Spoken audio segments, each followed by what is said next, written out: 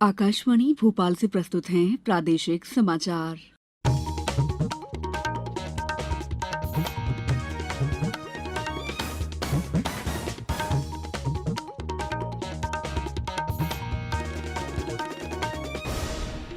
नमस्कार, समाचारों के साथ मैं दीपा सिंह। सबसे पहले मुख्य समाचार। प्रधानमंत्री नरेंद्र मोदी ने भीषण गर्मी से उत्पन्न स्थिति और मानसून की तैयारियों की समीक्षा की। आदि जगत गुरु शंकराचार्य की जयंती आज प्रदेश में एकात्म पर्व के रूप में मनाई जाएगी। जिलों में भी हो रहे हैं कार्यक्रम। हवा में आलू के बीज उत्पादन की तकनीक एरोपोनिक का मध्यप्रदेश में भी होगा इस्तेमाल। ग्वालियर में स्थापित होगी पहली लैब। और 12वीं हॉकी इंडिया सीनियर महिला राष्ट्रीय चैंपियनशिप आज से भोपाल में। अब समाचार विस्तार से। प्रधानमंत्री नरेंद्र मोदी ने भीषण गर्मी से उत्पन्न स्थिति और मानसून की तैयारियों की कल समीक्षा की। प्रधानमंत्री ने इस बात पर जोर दिया है कि लू लगने या आग लगने की घटनाओं में मृत्यु से बचाव के लिए जरूरी उपाय किए जाएं। उन्होंने कहा है कि तापमान में वृद्धि को देखते हुए अस्पतालों में अग्निशमन व्यवस्था की नियमित जांच की जरूरत है। बैठक में विभिन्न केंद्रीय और राज्य एजेंसियों के बीच प्रभावकारी तालमेल की आवश्यकता पर भी चर्चा हुई, ताकि लू और मानसून से किसी भी अप्रिय घटना से निपटने की तैयारी सुनिश्चित की जा सके।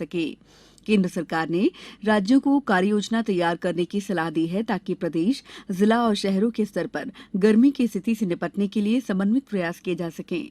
प्रधानमंत्री नरेंद्र मोदी ने कल गेहूं की आपूर्ति, भंडारण और निर्यात के विभिन्न पहलुओं की समीक्षा के लिए आयोजित एक बैठक की अध्यक्षता भी की। आदि जगत गुरु शंकराचार्य की जयंती आज प्रदेश में एकात्म पर्व के रूप में मनाई जा रही है। इस अवसर पर आचार्य शंकर सांस्कृतिक एकता न्यास द्वारा आज भोपाल के कुशाभाऊ ठाकरे सभागार में राज्यस्तरीय समारोह का आयोजन किया गया है। प्रदेश के विभिन्न जिलों में भी इस अवसर पर व्याख्यान पखवाड़ा आयोजित किया जा रहा है। राज्यस्तरीय कार्यक्रम में आचार्य शंकर के जीवन दर्शन पर राजकोट के स्वामी परमानंद सरस्वती मुख्य उद्बोधन देंगे। कार्यक्रम के मुख्य अतिथि मुख्यमंत्री शिवराज सिंह चौहान और विशिष्ट अतिथि केरल के राज्यपाल आरिफ मोहम्मद खान होंगे। गौरतलब है कि राज्य सरकार द्वारा खंडवा जिले में ओमकारेश्वर में नर्मदा तट पर आचार्य शंकर अंतर्राष्ट्रीय अद्वैत वेदांत संस्थान की स्थापना और आदि शंकराचार्य की 108 फीट ऊंची प्रतिमा स्थापित की जा रही है। विश्वविद्यालय अनुदान आयोग ने केंद्रीय, निजी, राज्य और सम विश्वविद्यालयों में विभिन्न स्नातक पाठ्यक्रमों में दाखिले के लिए संयुक्त प्रवेश परीक्षा 2022 के लिए आवेदन की अंतिम तिथि इस महीने की 22 तारीख तक बढ़ा दी है। इस परीक्षा के लिए आवेदन जमा करने का आज अंतिम तिथि थी। यूजीसी के अध्यक्ष प्रोफेसर एम जगदीश कुमार ने एक ट्वीट में कहा है कि इस फैसले से विद्यार्थियों को परीक्षा के लिए आवेदन करने का अतिरिक्त अवसर मिलेगा। सभी 45 केंद्रीय विश्वविद्यालयों में प्रवेश के लिए ये परीक्षा अनिवार्य है। नगरीय विकास और आवास मंत्री भूपेंद्र सिंह ने कल एक पत्रकार वार्ता में बताया कि प्रदेश में गठित पिछड़ा वर्ग कल्याण आयोग ने अपनी रिपोर्ट सौंप दी है और इस रिपोर्ट के अनुसार राज्य में अन्य पिछड़ा वर्ग ओबीसी मतदाताओं की संख्या 48% है। इसमें आयोग ने सिफारिश की है कि इस वर्ग को त्रिस्तरीय पंचायत चुनाव और नगरीय निकाय चुनाव में सभी स्तरों पर कम से कम 35% आरक्षण दिया जाए। आयोग ने संविधान में संशोधन के लिए केंद्र को प्रस्ताव भेजने के साथ साथ ओबीसी के कल्याण के लिए विभिन्न सिफारिशें की हैं। समाचारों में वक्त है ब्रेक का।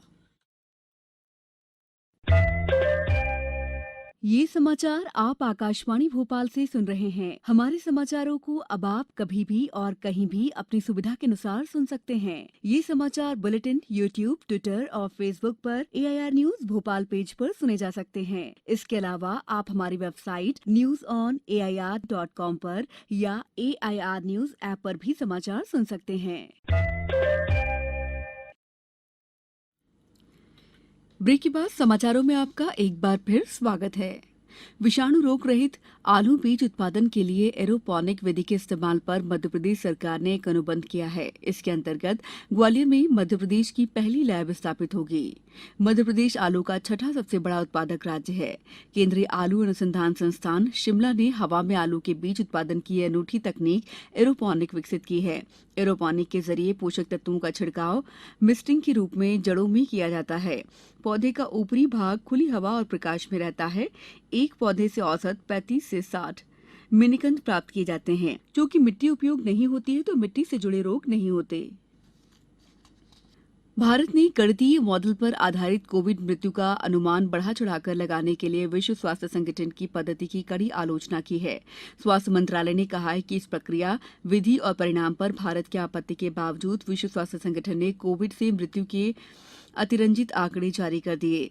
स्वास्थ्य मंत्रालय ने कहा है कि विश्व स्वास्थ्य संगठन के अनुमानित आंकड़े वास्तविकता से कई गुना ज्यादा हैं। गौरतलब है कि भारत ने विश्व स्वास्थ्य संगठन को ये सूचना दी थी कि भारतीय महापंजीयक की नागरिक पंजीकरण प्रणाली के जरिए प्रकाशित प्रमाणित आंकड़ों की उपलब्धता को देखते हुए भारत में कोविड से मौत के आंकड़ों का अनुमान लगाने के लिए गणितीय मॉडल इस्तेमाल नहीं किया जाना चाहिए। केंद्रीय जनजातीय कार्य मंत्री अर्जुन मुंडा भोपाल स्थित ट्राइबल रिसर्च इंस्टीट्यूट का दौरा करेंगे। श्री मुंडा ने कल एक ट्वीट में इस बात की जानकारी दी। उन्होंने कहा कि आगामी 6 से 8 मई तक मैं 3 दिवसीय मध्यप्रदेश प्रवास पर रहूंगा।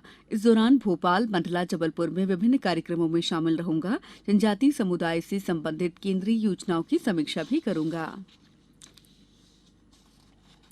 आईपीएल में आज शाम 7:30 बजे गुजरात टाइटंस और मुंबई इंडियंस का मुकाबला ब्रिबोर्न स्टेडियम में होगा। वहीं कल खेले गए एक मुकाबले में दिल्ली कैपिटल्स ने सनराइजर्स हैदराबाद को 21 रनों से हरा दिया। इस जीत के साथ ही दिल्ली कैपिटल्स बेहतर नेट रन रेट के आधार पर अंक तालिका में 5वें स्थान पर पहुंच गई है। 12वीं हॉकी इंडिया सीनियर महिला राष्ट्रीय चैंपियनशिप 2022 आज से भोपाल में शुरू होगी। 12 दिन तक चलने वाली इस प्रतियोगिता में 27 टीमें हिस्सा ले रही हैं। उन्हें 8 पूल में विभाजित किया गया है। पूल के मुकाबले 8 दिन चलेंगे। इसके बाद 14 मई को क्वार्टर फाइनल और 16 मई को सेमीफाइनल मैच खेले जाएंगे। 17 मई को खिताब के लिए फाइनल मुकाबला होगा। अब कुछ समाचार संक्षेप में।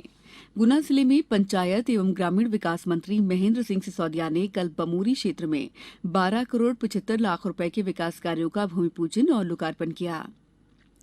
मुख्यमंत्री शिवराज सिंह चौहान आज स्वर्गीय दिलीप भटेरे शासकीय महाविद्यालय किरनापुर में आयोजित कार्यक्रम में बालाघाट जिले के 168 करोड़ रुपए की लागत के विकास कार्यों का लोकार्पण और भूमि पूजन करेंगे।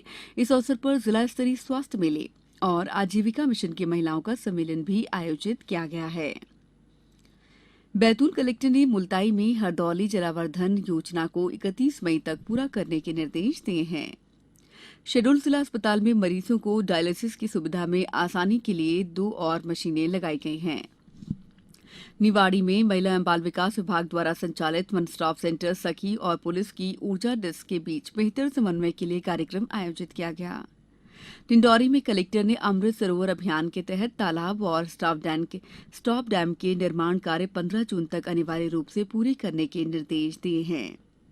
मुरैना शहर में 13 संजीवनी क्लिनिक खोले जा रहे हैं, जहां छोटी छोटी बीमारियों का इलाज मिल सकेगा।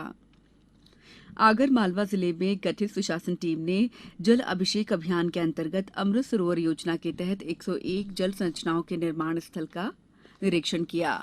पद्म पुरस्कार 2023 के लिए नामांकन इस वर्ष 15 सितंबर तक किया जा सकता है। पद्म पुरस्कार, पद्म विभूषण, पद्म भूषण और पद्मश्री देश के सर्वोच्च नागरिक पुरस्कारों में शामिल हैं।